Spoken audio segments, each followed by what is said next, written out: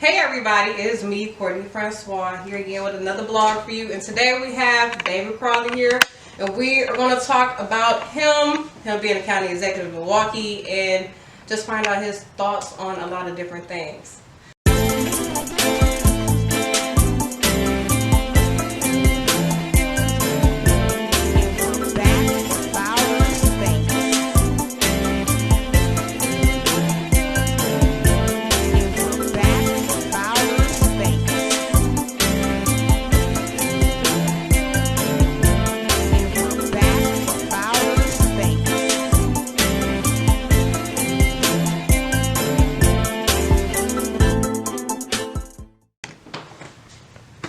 So Dave, how did you get your start in politics? Well, I started doing community organizing first. And so when I was about 16, 17 years old, junior in high school at Bayview, Red Cats forever, I got involved with Urban Underground and started doing some community organizing. We started doing some things around like teen domestic violence. I started a cop watch program when we was in high school, where we were literally policing the police. And we were getting folks together, and you can get folks together, you can always talk about what needs to change, but it was politicians that needed to do the change. And for me, we needed to change some of these faces, and that's how I kind of got involved in politics, getting involved in the community, being one of those foot soldiers on the ground, and then realizing that everything was political. Whether we were talking about city council, county board, or the state legislature, I decided it was my time to kind of step up and pay attention to the policy aspect of what was going on in our communities. So that's how I kind of got involved. Never thought that I would be doing politics. I'll definitely tell you that. I was doing more community organizing. We was doing club promotions and things of that nature when we were younger. But I never seen myself getting involved in politics. And when I got my first start in 2010, working for Russ Feingold, I just hopped on it, and it's just been downhill from there. Okay. So can you tell us about those different steps after that job that led to, all right, I think I'm gonna run for county executive? Well, when I first started working in politics, for like 5 years, I said I would never ever run for office. Like, I just continuously said that. So what happened is I worked for Russ Feingold, worked for him for about a year, worked for the county board, then went to the state legislature. And I got bit by that bug to run for office, and so in the spring of 2016, I actually ran for city council here in the city. So I ran for alder, back where I grew up, that represents the 23rd and Burleigh area. Grew up in the 53206 zip code, and so I wanted to run there because my thing was I want to give back to the very community that I come from, and I lost that race, and by less than like 100 votes in the primary. But I also feel that like God was speaking to me, because like literally 30 days later, I ran for state rep. So when I ran for state assembly, I won that seat. Now when I won that seat, I did something folks don't usually do their first, their freshman year coming as a legislator, which is I became the chair of the Milwaukee caucus. I became chair of our state black caucus and co-chair of our black and Latino caucus. So I was moving around. I was working with a lot of different people, not only within the city and the county, but also across the state. So it gave me the opportunity to build some relationships. But when this seat particularly opened up, nobody knew what was going to happen. And so I think it caught everybody by surprise. But for me, it's always been about equity. And so knowing as a black man growing up, in 23rd and Burleigh, going to public schools my whole life, for me, it was like, well, who's going to step up and represent our community? When we think about executive positions in general, county executive, mayor, governor, hell, president, we don't see too many people like us doing it on a consistent basis. So I felt that it was a need, one, for somebody to step up out of our community, but also felt like I was in the best position possible as a black man who have been elected. I am a millennial under the age of 35, and it was just an opportunity for us to hop on, and it was just crazy how things unfolded throughout the whole process, to be honest with you, because I'll tell you that 6 of us in the race, and another candidate got 2 people kicked off the ballot, and then those people started supporting me, and then we started gaining momentum throughout the end of the race, and we literally won a race the first state to have an election in the middle of a pandemic on April 7th, had to wait a week to get the results back. It's been tough. I tell anybody, but I'm excited. I love what I do, but I'm glad I get to represent, the neighborhood that I come from at the same time. Okay, that sounds good. So what are your goals, I'll say within the next year, for being county executive? Well, we're in the middle of a pandemic. Well, yeah, that changes the whole game. It's like, I'll be the first to tell everybody, I believe that we're in the middle of two pandemics. You can talk about the public health emergency with COVID-19, but the other public health emergency is racism. And it's something that has been affecting this whole country for over 400 years. And so for me, I think about how do we marry these two issues to really, one, show what equity looks like so we can continue to invest in black and brown neighborhoods, invest in our women, invest in the businesses that we don't see growing here in inner city Milwaukee. But also, how do we also keep people safe? I can't help you make more money if it's not safe out there. You can't grow an economy without a healthy community. And so right now the biggest focus is how do we make sure that, businesses don't go away within the next year? How do we support the community, whether we're talking about rent assistance, because we're helping people with rent assistance right now, mental health programs. But then, once we get over this and then we get back to a level of normalcy in a sense, the question is, how do I make sure that the same old isn't the same old?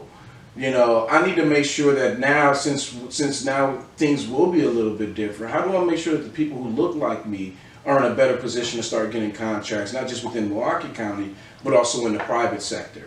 How do I help them start to grow businesses and have access to some of the other private entities that's out there for them to be able to build their capacity, again, grow their businesses? So, for me, I would say I'm recklessly optimistic about some of my goals because I also want to tackle racism. And that's going to be that's not going to be easy. It's like ice skating uphill, but still, I need to do everything that I can for the community that I come from. Okay. So, what do you think about, I know we got rid of the police chief, correct? Mm-hmm. So what do you think about the training process, or the police brutality in general, and the training process as far as the new recruits that are coming in? Oh, there's so much that we need to do. So, full transparency, a year ago there was a lawsuit, a stop and frisk lawsuit with the ACLU, sued Milwaukee Police Department. I was a plaintiff in that lawsuit. And a lot of people don't know that, no, I was just a part of a class action lawsuit against the Milwaukee Police Department, and we won on the merits. And so, when you talk about training, when you talk about how we recruit, one, we have to figure out how do we recruit people from our own backyard, right? Right now, it feels like you got people coming into your community who have no understanding of who you are, where you come from, and what you deal with on an everyday basis, telling you how you need to react and respond to all of the social ills in America right now. And so when you talk about our police department, there's so much that we need to do to not only retrain but retool them on what a 21st century policing model looks like. But also, how do we get our community more involved versus it just being police departments? And I think that my problem right now is that you have folks who are choosing to be ignorant on the term of defunding the police, right? So I can go to the hood right now and people say, yeah, we need to, we ain't getting rid of the police department because we know we need to call them. But why are we putting more money into that versus mental health, versus early childhood education, versus, being able to be paid a living wage, right? And those is a real reality. And so when we talk about what needs to happen with our police department, one, we ask them to do too much. I'll be honest with you. We call folks, I ain't gonna say we, but people call the police when somebody's barbecuing in the park, bird watching. People call the police because a cat may be in the tree, right? I think that we have been, in a sense, utilize our police department for the things that we shouldn't be using them for, and now has caused so many issues within our society right now that we have to see a change because we've seen how this has disproportionately affected black and brown people across this country. Yes. So do you think that police should live where they're working at? Like in the districts? Do you think that they should be in those areas? Look, I'm an elected official. I still have to live in Milwaukee County, right? And like for me, people say, well, you can live everywhere. No, I'm still going to stay on the north side of the city of Milwaukee, no matter how long I'm in this position.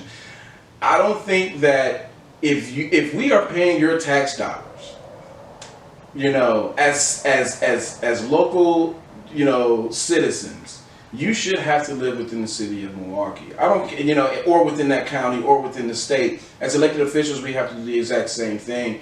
But I say that also helps to build that community. It makes sure that those who are working within our public safety positions, you know, understand the community, build relationships within that community. Because otherwise, you know, then I'm only there for 9 to 5 and I'm gone, because whatever else happens there doesn't matter. And we can't have that in our society.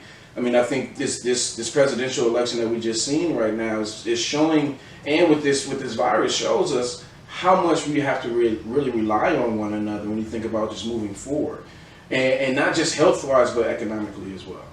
Okay. What type of things would you like to see happen now that we have a new president? Oh, I don't know if we got much time for that list. I mean, one, let's just get the work done. You know what I mean? I mean, you're not always going to agree 100% with anybody, especially in politics. And I think the problem now in politics is that we're not trying to compromise anymore, right? It's like I'm going to get what I want, and I'm going full steam ahead, and I don't care who I got to go through in order to get it, even though, you know, you got to go through almost everybody in order to get it, because it's just your side that wants it. And so, it's about compromise.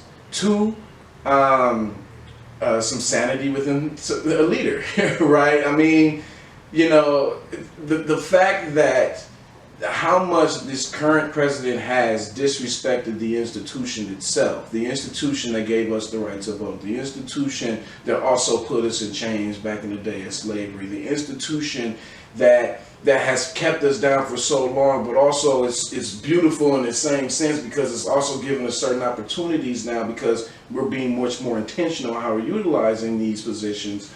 You know, for me, it's just about, you know, getting back to a place where, you know, folks can agree to disagree, in a sense. Be comfortable being uncomfortable. Because that's really the only way that we learn from one another, to be honest. Right. I totally agree. So to, I guess, wrap this conversation up, do you see yourself climbing the chain even more, going from county exec to, I mean, is there anything next coming, or anything that you feel like you want to go after and tackle next? Or right now, I don't know. Right now, you know, the only thing on my mind is getting through the next, you know, getting through this first term and winning re-election. You know, I would say that, you know, since I was about 6 years old, you know, my family's been calling me Governor Crowley, and it's not to say that I'm running for governor or anything like that, but, you know, I'm not shutting the door on myself. But the thing for me is about doing great things where I'm at this moment, you know, and utilizing that to build the you know, what the future holds, I'm not sure, but, you know, whatever comes my way, I'm going to tackle it head on with everybody behind me. Okay. Well, thank you for your time. Thank you for coming and meeting with me, and we will definitely make sure we vote for you and try to keep you in office. But thank you for coming and speaking with me and even taking this time out of your day. No, this was dope. I definitely appreciate it. You know, I'm sitting across from you like we didn't go to high school together. Right. Right. You over here being 60 minutes over here. But I appreciate this opportunity, appreciate what you're doing, you know, and how you're engaging folks even in the middle of this pandemic, and wish you so much success as you continue to do what you're doing, and anything you need from me, just let me know. All right, thank you. Everybody, thanks for watching, and make sure you like, comment, subscribe, and let me know if you have any questions.